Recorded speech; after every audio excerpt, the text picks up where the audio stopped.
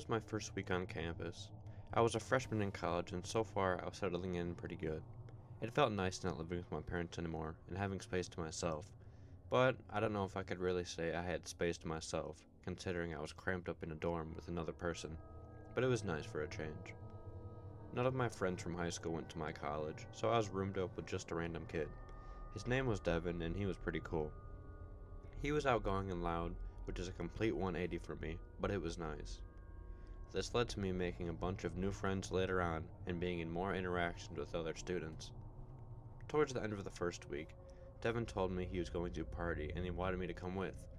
He said there was going to be a ton of alcohol and girls there. I'm not really a super social person, but once I get a few drinks in me, I'm fine. So I said I'll go. We joked about what situations we could get into at the party and what trouble we could get into, obviously not knowing what actually ended up happening that night. A couple days passed and it was the night of the party. We took a couple shots in our dorm before and then headed out to the party. The party was on the edge of campus. It was at a house about 10 minutes away from our dorm. We headed out to the dorm, and even though it was a bit chilly outside, the alcohol was already helping me warm up.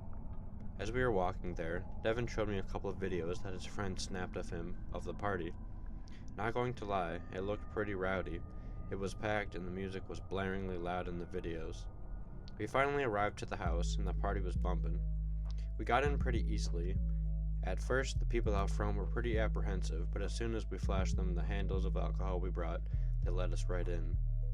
As far as my eyes could see, there was people. The kitchen was packed, the living room was packed, even the laundry room had people in it.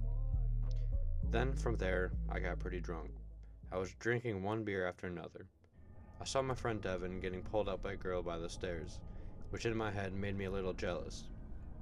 My memory gets a little foggy from there, but I remember talking to a girl for a while, and eventually, I guess my dreams came true as well, and she was leading me upstairs.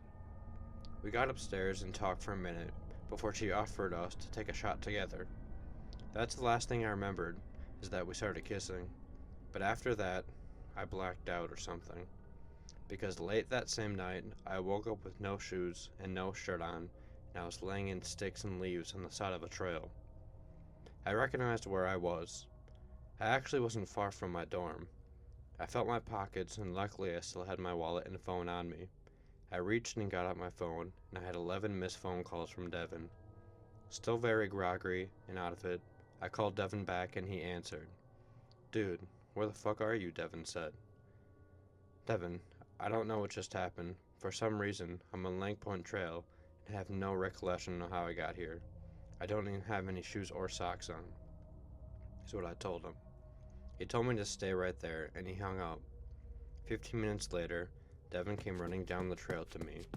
He brought me another pair of my shoes and a shirt, and we slowly walked back to the dorm. We then got back to the dorm, and I drank some water to try to sober up, because I was still feeling it. But I was out of it, and it seemed like more than just alcohol. I asked Devin if he knew how I got stranded there on the trail, and he told me his side of the story. He said when we were leaving the room that him and the girl went into, he saw me go into another room with a girl, and she looked a bit older, old enough to not still be in college. After an hour passed, Devin started calling me and looking for me in the party. That's when he went in the room he saw me go into, and no one was in there, but he did find my shirt there in the corner. He said he then left the party and started calling me over and over again, but I wasn't answering. He then started texting other people if they've seen me, and that's when I called him back. As we sat in our dorm, I told him I think I was drugged with something, and I'm sure it was the girl in the room with me that did it. I then got a tight knot in my stomach because I had no idea what she did to me. Me and Devin then tried to figure out who that girl was. For some reason, I could remember through the fog that she told me her name was Sam. Devin then opened up his computer and searched the college student database for anyone named Sam or Samantha, but none of those girls looked like the girl I was with. At that moment, it dawned upon us. That girl didn't go to school here, and she wasn't a college student at all. I still think about that night very often. and wonder what happened in between me taking that shot and waking up on the trail. What could she have done? And why would she do this to me? All I can think now is that I'm thankful I'm still alive. Now I know to manage my alcohol better.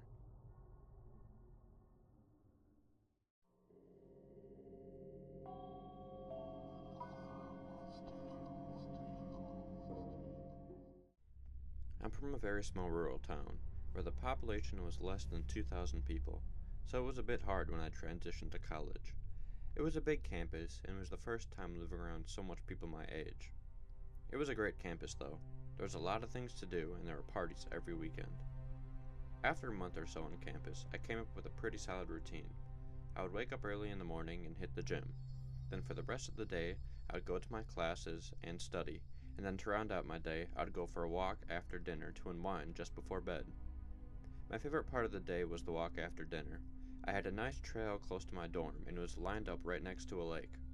Since I went there after dinner, it was pretty dark on that trail, but it was nice since there wasn't usually any people, and the peace and quiet was nice. One night, I was following my nightly routine. I ate dinner, walked out of my dorm building, and set off for the trail. I hit the trail right as the sun was finishing to set. There wasn't many lights on the trail, probably only one or two on the whole entire trail. That made me a little unnerving at first, but I settled into it. This night, I was 5 minutes into the trail where I passed a trail light, and standing under the lamppost was a tall man. I didn't think too much of it. He was the only other person on the trail, but he was looking out on the water, which isn't too uncommon. I finished my walk and went to my dorm. Fast forward the next night, and I saw the same exact man in the same exact location, but instead of looking out on the water, he was facing the trail. Once again, he was the only other person on that trail. I don't know for sure, but his eyes seemed to follow me as I walked past him. To break the awkwardness, I said, "What's up?" But he didn't respond. Every night for the next couple of days, I saw that same man at the same location doing the same exact thing, staring at me as I passed, without saying anything. It creeped me out, but he wasn't technically doing anything to bother me, so I didn't think it was anything malicious. But this changed this one fateful night. It was a chilly night, and it was very cloudy, so that made the sky extra dark. But I still continued to the trailhead, and that's where I got to the part of the trail where the man usually was. But this time, he wasn't there, and the lamppost light was shut off. This made me feel uneasy. Although the man was creepy when he was standing there, it kind of gave me a sense of comfort knowing that I was following my nightly routine, and that it was a normal night. And for some reason, not seeing him made me feel nervous. I continued on the trail, but that's when I heard snickering somewhere. See, on one side of the trail was the lake, but on the other side was pure woods, and that's where the snickering was coming from. I tried to ignore it, but every few steps I took, I heard that snickering. Then, out of nowhere, I felt a hand on my shoulder. I turned around, and that's when I saw him, the lamppost man. I couldn't see his face, but I knew it was him. He then started reaching for his pocket, and that is when I ran. I ran as fast as I could back in the direction of my dorm, and at first I could hear his footsteps right behind me. They were very loud and hit the ground hard. But after only a few seconds, they stopped. But I didn't stop running then. I sprinted back to my dorm building and hurried into my room. I'm lucky that my roommate was at his girlfriend's dorm, because when I got back, I was a mess. I was shook and could barely think straight. What could have happened to me, and what was he planning? Needless to say, I never walked the trail at night, ever again. Fast forward to my junior year in college, my friend told me a man just got arrested for attacking and assaulting two girls on that same trail that I got attacked on. I went online and looked at the report and his mugshot. Since I didn't see the man's face who attacked me, I didn't recognize the guy in the mugshot, but I assume it is the same person. It felt good knowing that most likely my attacker was arrested, but I still never stepped foot on that trail at night.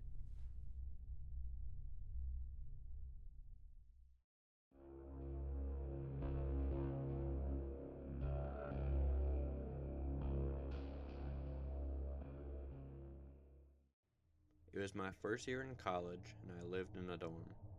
It was Thanksgiving break for most students, but because my family lived halfway across the country, I was forced to stay on campus for the break. It was pretty eerie on a campus without all the students. When I went to the dining hall that week, almost nobody was there, and it was even worse in my dorm building. There was basically nobody in there besides me. To my knowledge, the college didn't allow students to stay in their dorms over breaks, unless you filed out a form and paid a fee. And I did, since staying at the dorm was my only option. Although it was a bit creepy being super alone, it was kind of nice. No people blasting their music late at night or people running down the halls, but still, it was a bit unnerving. The week was going pretty good until one night. I was getting back from the gym at night around 8 p.m. I was really tired, so my plan was to take a shower, then go straight to bed. I got back to my dorm, and I got my shower kit, then went to the bathroom. As I walked down the hallway to the bathroom, I could hear that one of the showers was running. That was weird, I thought to myself. No one should be in here. I opened the door to the bathroom, and like I heard, one of the showers was running. But I didn't see anyone's legs in the shower stall, so I peeked under there, and there wasn't anyone in there. The stall door wasn't locked, so I opened it up and turned off the shower. That was weird, I thought, but I just continued on my way and took my shower. Halfway through the shower, I swear I heard the bathroom door open and a gust of air come in, but there was no footsteps or no noises at all. I convinced myself that it was just a change of pressure, or that there was a wind draft in the building. I finished my shower, got back to my room, and laid in bed watching TikToks for a while. When I go to bed, I always have a fan on for some background noise. It's a habit I've been doing ever since I was a child. After scrolling through TikTok for a while, I turned my phone off and tried to fall asleep. 5 minutes later, I heard a knock. I shot up in my bed and my heart started beating fast. I waited for a minute, then opened my door. I looked left, then looked right, but no one was there. I thought I was just paranoid, so I laid back down in bed. But this time, I turned off my fan. My dorm building was pretty old, so if someone walked towards my door, I could definitely hear it because the hallway was very creaky. After about 10 minutes of hearing nothing, I decided that knock wasn't real, and I was just gonna head back to bed. But just as I reached to turn the fan back on, I heard it again, a knock at my door. I jumped up and sprinted to the door and opened it. Once again, no one was in sight. Now, I was totally freaked out, and I decided that I'm just not going to sleep tonight. For the next couple of hours, I played video games on my PS5, with only one side of my headphones on. I didn't want to risk missing anything like a knock. But I didn't hear anything out of the ordinary. But, after a while, I received a notification on my phone. Someone was trying to airdrop me something. Then, what popped up on my screen sent chills down my spine. The notification read, AJC wants to send you a photo. I freaked out. AJC are my initials. I then clicked accept, and I wish I didn't. The photo was a picture of me playing video games through my window. I immediately closed my curtains and started freaking out. Nothing ever happened like this after that night, and I was so glad when all the students returned back from the break. I think it could have just been some kid or group of kids messing with me, but I'm not sure. Whenever I think about it, my mind comes up with more sinister ideas. Now every time there is a break in school, I fly home to my family. Even though it's probably just someone pulling a prank on me, I don't want to be alone in my dorm ever again.